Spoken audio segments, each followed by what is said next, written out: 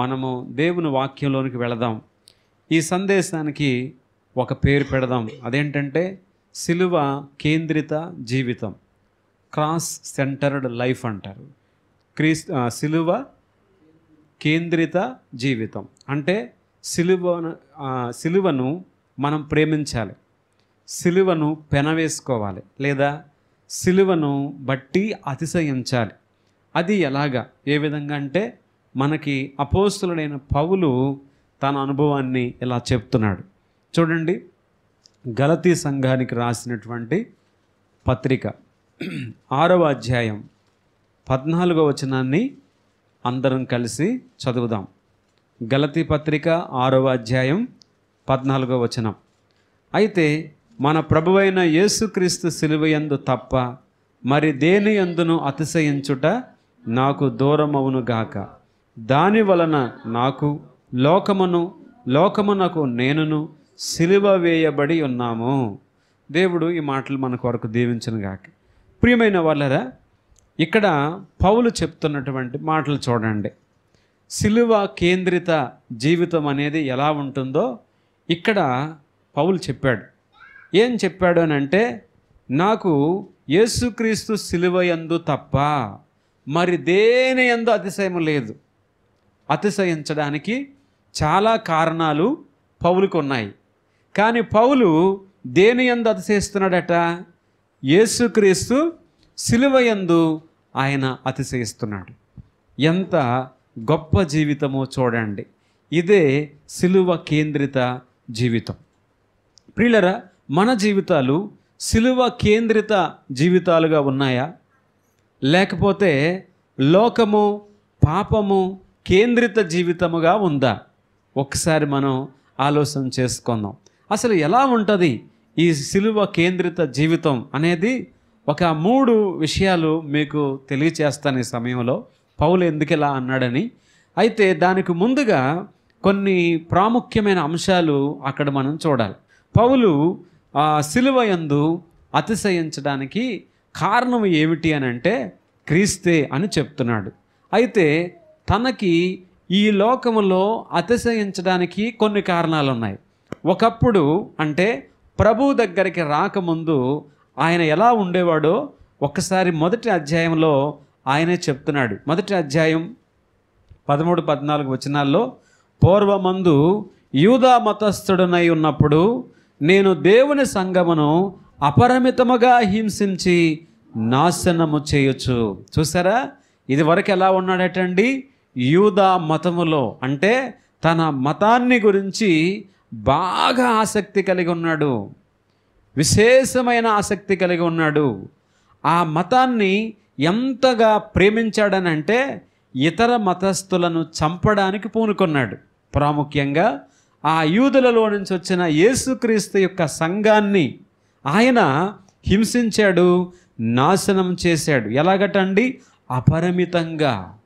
ఎంతమందిని చంపాడో దేవుని పిల్లల్ని, ఎంతమంది సేవకులను చంపాడో.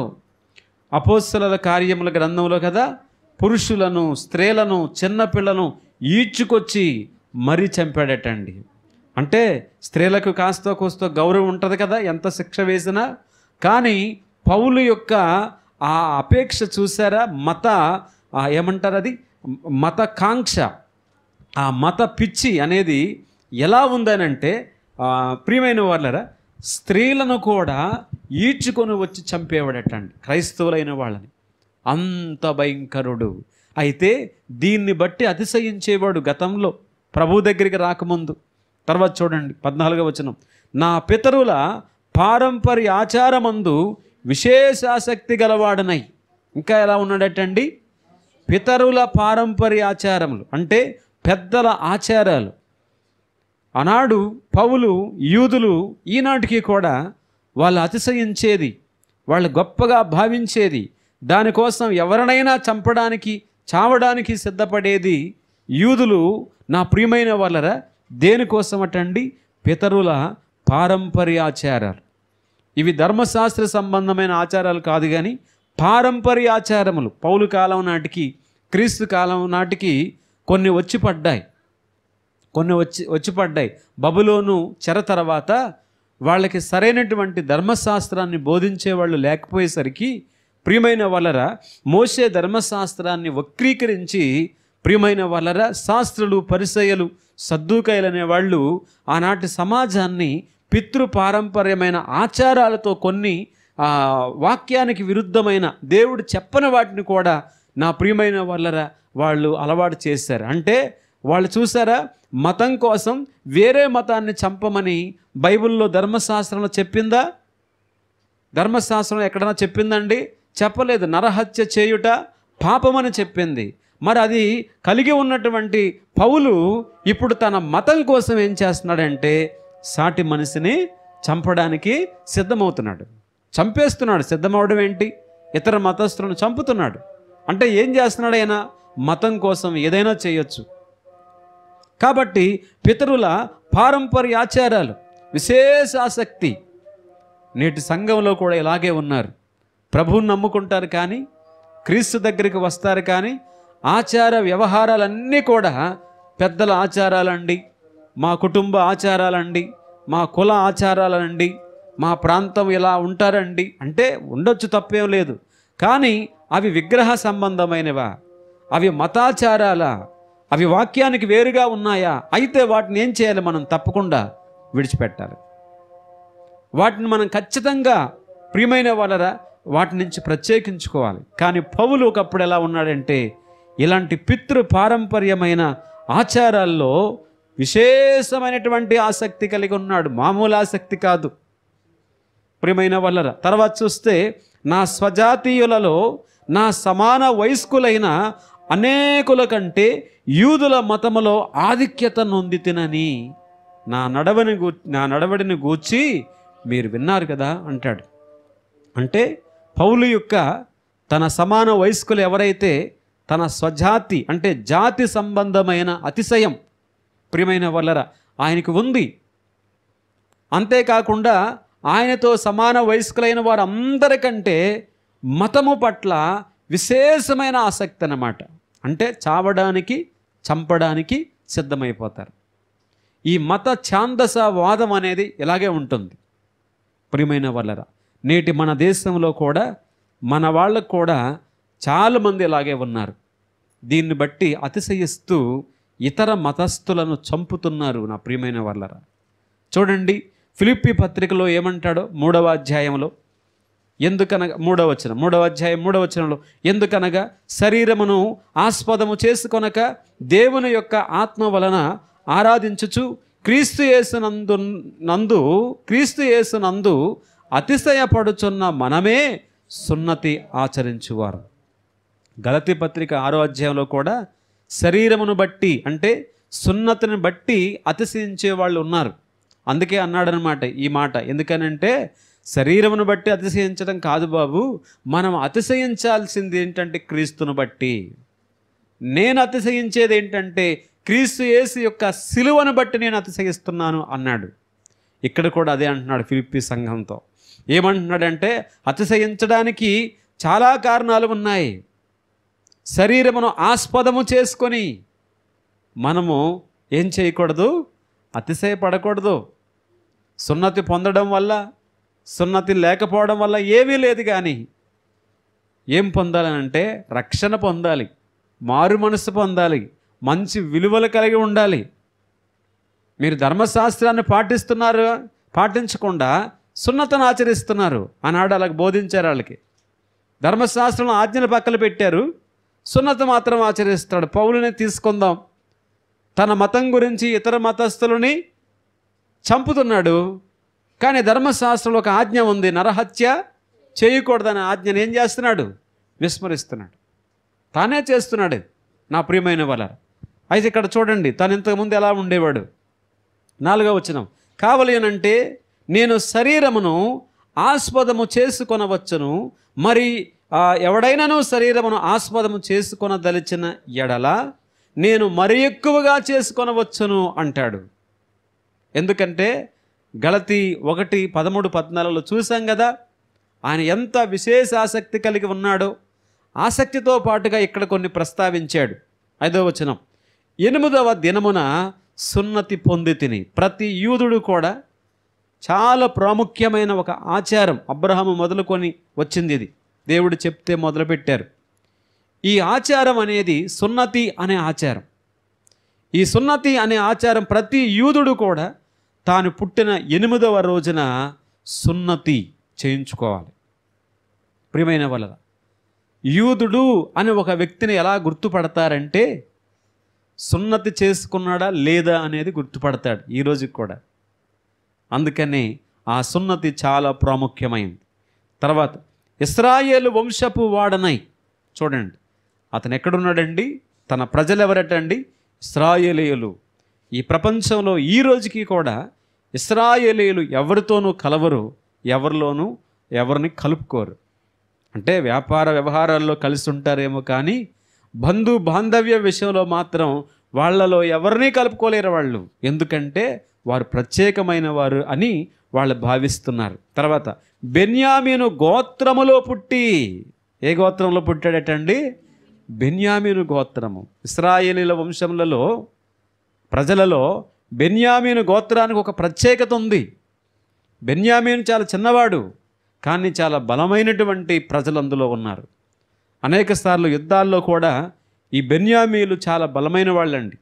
పాత నిబంధనలో సౌలు అనేవాడు ఒక రాజు ఉంటాడు. ప్రియమైన వాళ్ళరా, ఆ సౌలు బెన్యామీను గోత్రానికి సంబంధించిన వ్యక్తి. ఆయన పేరే పౌలు గారికి పెట్టారు. పౌలును గ్రీకు భాషలో పౌలు అంటారు, హెబ్రీ భాషలో సౌలు అంటారు. తర్వాత ఆ సంతానమైన హెబ్రీయుడనై, చూసారా, హెబ్రీయుల సంతానమైన హెబ్రీయుడనై అంటే ఎంత ఉన్నా సరే నేను ఎవరినంటే అబ్రహాము సంతానం. యూదులలో కూడా మనకలాగే కొన్ని వర్గాలు ఉంటాయి. మన దేశంలో ఎలాగైతే వర్గాలు ఉంటాయో వాళ్ళకు కూడా ఏంటండి కొన్ని వర్గాలు ఉన్నాయి. ఆ వర్గాల్లో అబ్రహాము యొక్క సంతానముగా ఉన్న వాళ్ళకి ఎక్కువ ప్రాధాన్యత ఉంటుంది. గమనించండి. అంటే యూదా మతమును పుచ్చుకున్నవారు, దాని మీద ఆసక్తి కలిగి వెళ్ళిన వాళ్ళు ఉంటారు కదా. అలా కాకుండా మధ్యలో రకరకాల యుద్ధాల వల్ల ఇతర దేశాలకి బానిసలుగా వెళ్ళడం వల్ల ఏమైందనంటే ఈ వంశ వృక్షంలో కొంతమంది అక్కడక్కడ మధ్యలో కలిశారు. మనం చూస్తాం, పెళ్ళిళ్ళు చేసుకున్నారు అవసరాన్ని బట్టి. అయితే ఆ పౌలు ఏమంటాడంటే అలాంటి ఏవి కల్తీ జరగలేదు, మేము స్వచ్ఛమైనటువంటి హెబ్రీ సంతానం, అబ్రహాము సంతానం అంటున్నాడు. అంత మాత్రమే కాదు, ఇంకా చూడండి, ధర్మశాస్త్రం విషయమై పరిసయ్యుడునై. పరిసయ్యుడు అంటే అందరికీ బోధిస్తాడు.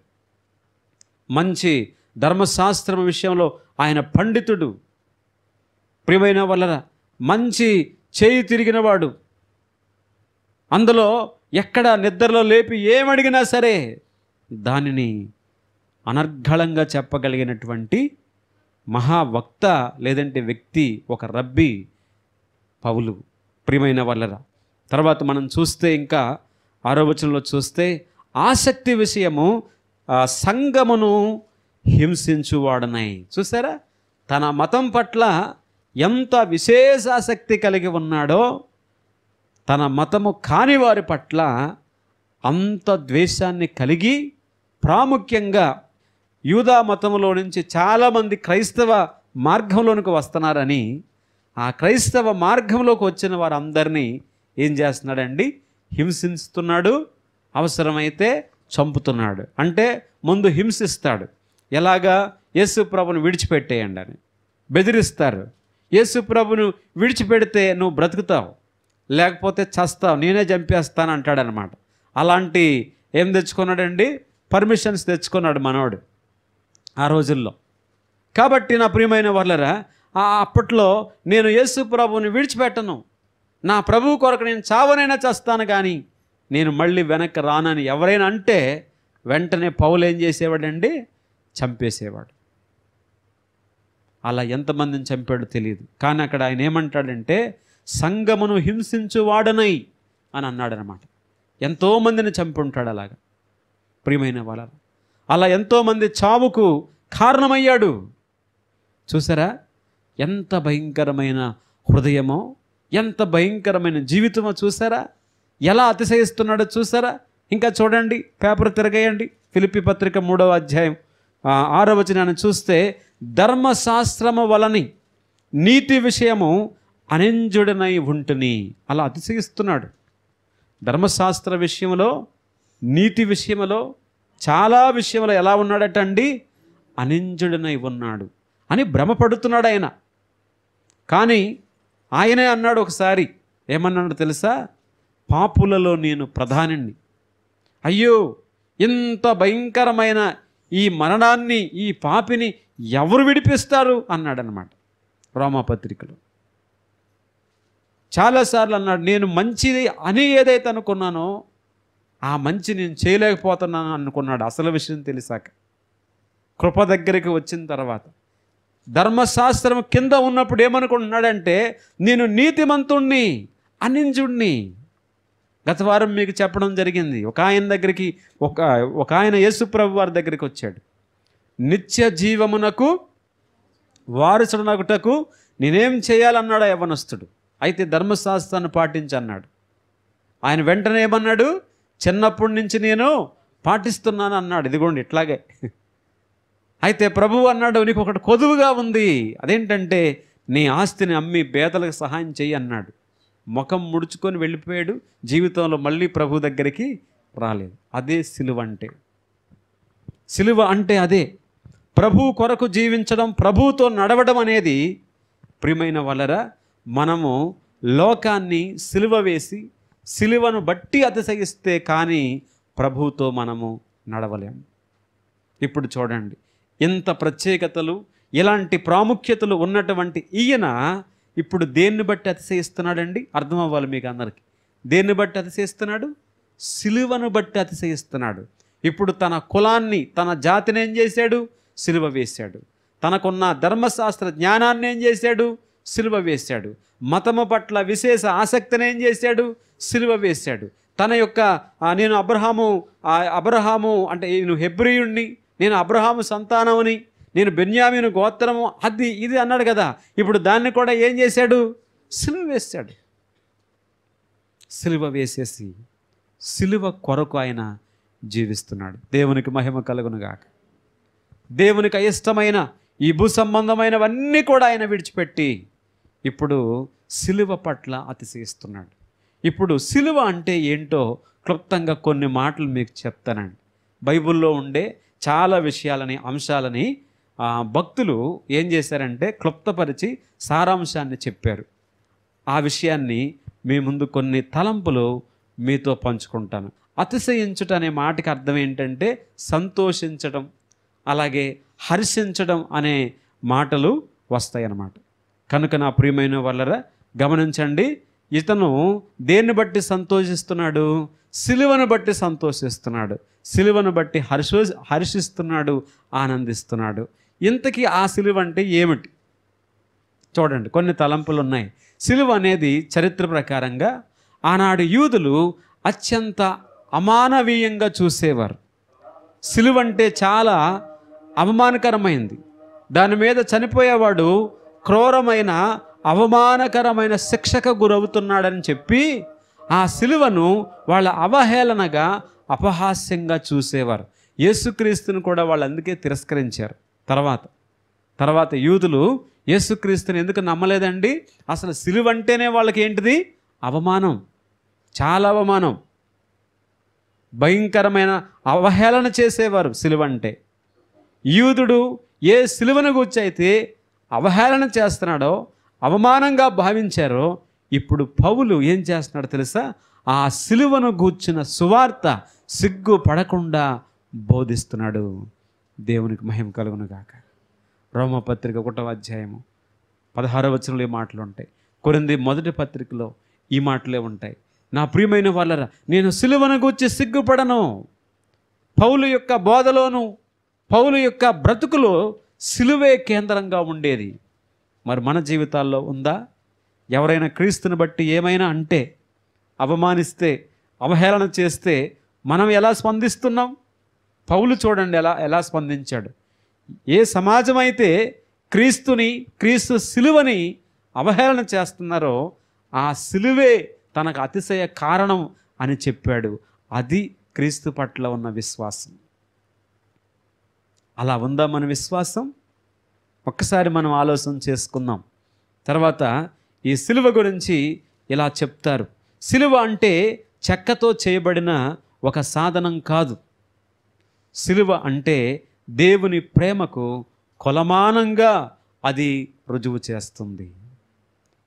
సిలువలోని నిలువు కర్ర భూమికి ఆకాశానికి, సిలువలోని అడ్డుకర్ర భూమి యొక్క ఆ కొన నుండి ఈ కొన వరకు దేవుని ప్రేమను కొలత వేసి చూపిస్తుంది. అది సిలువ అంటే. అందుకే పౌలు సిలువ యందు అతిశయిస్తున్నాడు. తర్వాత మరొక తలంపు, ఈ సిలువ ప్రపంచ చరిత్రకే కేంద్ర బిందువు. అలాగే బైబిల్ సంఘటనలన్నిటికీ కూడా ఇది ఇరుసు వంటిది. ఈ మాట అర్థమైందా?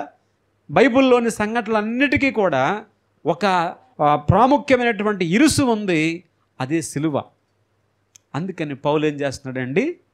సిలువను బట్టి అతిశయిస్తున్నాడు. తర్వాత మరొక మాట ఇంకొక భక్తుడిలా అన్నాడండి, బైబిల్లో నుండి సిలువను గనక తీసేస్తే బైబిల్ కూడా ఇతర మత గ్రంథాల్లాగానే మిగిలిపోయేది. కానీ బైబిల్లో ఆది కాండం నుంచి ప్రకటన గ్రంథం వరకు కూడా ఏముంది? సిలువ ఉంది. పాత నిబంధనలో సిలువ ఉంది, కొత్త నిబంధనలో సిలువ ఉంది. అంటే సిలువ అంటే బలి అని అర్థం. యేసుక్రీస్తు బలి. జంతువులు, మేకలు, కోళ్ళు, పశువులు పాత నిబంధనలో సూచనగా ఉంటే కొత్త నిబంధనలో యేసుక్రీస్తే బలైపోయాడు. మొత్తానికి ఆది కాండం నుంచి ప్రకటన గ్రంథం వరకు చూడండి, పూలమాలలో దారం ఉంటుంది కదండి. పూలమాలలో దారం, పూలు కనిపిస్తాయి కానీ దారం కనబడదు. అలాగే ఈ 66 గ్రంథాలని కూడా రక్తపు దారం అనేది ఏం చేసిందండి? ముడేసి ఉంచింది. అది కనబడదు, దీర్ఘంగా పరిశీలిస్తే కనబడింది. అందుకే పౌలు ఆ సిలువను గుర్తించి ఆ సిలువ యందు ఆయన ఆనందించాడు, అతిశయించాడు. ఒకవేళ సిలువే గనక బైబిల్లో లేకపోతే అది ఏమైపోద్దండి? మిగతా మత గ్రంథాల్లాగా అయిపోతుంది. తర్వాత మనం చూస్తే సిలువ దేవుని ప్రేమను కురిపించిన ఒక ప్రదేశం. ఆ ప్రదేశంలో పాపికి క్షమ ఉంది. అక్కడ ఎంత గొప్ప అద్భుతమైన మాట! సిలువ ఏంటండి? పాపికి ఒక రక్షణ, పాపికి క్షమాపణ దొరికే స్థలం అది. ఎందుకట? అక్కడ దేవుని ప్రేమ కురిపించబడింది.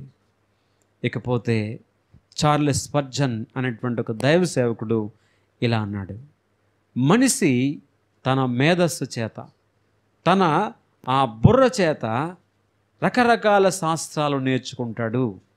కానీ సిలువ వేయబడిన యేసుక్రీస్తు శాస్త్రాన్ని నేర్చుకోవాలంటే హృదయముతో నేర్చుకోవాలి అని చెప్పాడు. ఎంత గొప్ప మాట చెప్పాడటండి! బయట ఉన్న శాస్త్రాలన్నీ నేర్చుకోవాలంటే ఏం కావాలండి? బుర్ర కావాలి, మేధస్సు కావాలి, తెలివితేటలు కావాలి, హెడ్ నాలెడ్జ్ కావాలని చెప్తున్నాడు.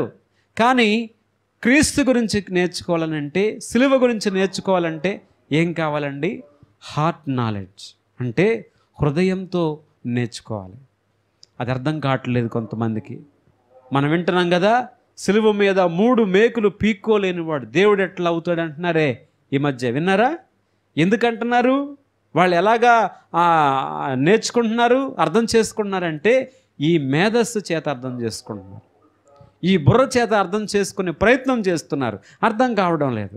కానీ అది ఎలా అర్థం చేసుకోవాలటండి? హృదయంతో అర్థం చేసుకోవాలి. అలా అర్థం చేసుకుంటే అది అర్థమవుతుంది. ఇప్పుడు చూడండి, పౌలు ఏమంటాడనంటే, నా ప్రియమైన వాళ్ళరా, ఇదిగో ఆ సిలువ యందు నేను అతిశయిస్తున్నాను.